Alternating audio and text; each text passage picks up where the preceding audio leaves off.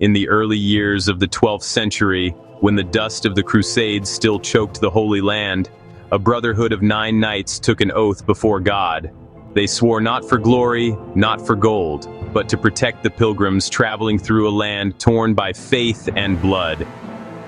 They became known as the Knights of the Temple of Solomon, or as history would forever call them, the Knights Templar. They were monks and warriors, bound by poverty, chastity, and obedience, yet armed with the finest steel in Christendom. They rode under a single banner, a white mantle marked by the Crimson Cross. On the battlefield, they were divine thunder. When a Templar charged, even the bravest turned to flee. Their formation was perfect, their faith unshakable, a storm of devotion against the tide of chaos. To fight as a Templar was not to conquer, but to serve.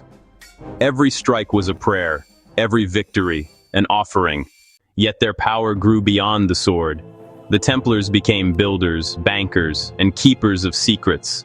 They created the world's first network of safe deposits, a system stretching from Jerusalem to Paris. Nobles trusted them, kings feared them, and the church watched them. Behind their walls, whispers spoke of hidden relics, of the Grail, of sacred texts, of knowledge too great for kings or priests.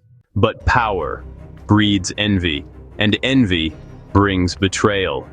On a cold October morning, Friday the 13th, 1307, King Philip of France struck without warning. Across the realm, the Templars were seized, their vaults emptied, their secrets stolen. The Grand Master Jacques de Molay stood before the flames, tortured, broken, yet unyielding. As the fire rose, his voice cut through the smoke.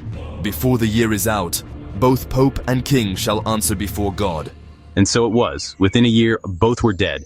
The Templars were gone, their castles emptied, their symbols erased from the church's walls. But legends never die. Some say they hid relics, the Holy Grail, the Ark, the lost wisdom of ages. Others believe their order lives on, disguised in shadows, bound by the same ancient vow. The truth of the Knights Templar lies not in books, but in blood. A brotherhood born of faith, forged by fire, and betrayed by kings. Their story is not one of defeat, but of endurance. For as long as mankind seeks truth in darkness, the red cross of the Templar shall never fade. The Knights Templar, faith, power, legacy,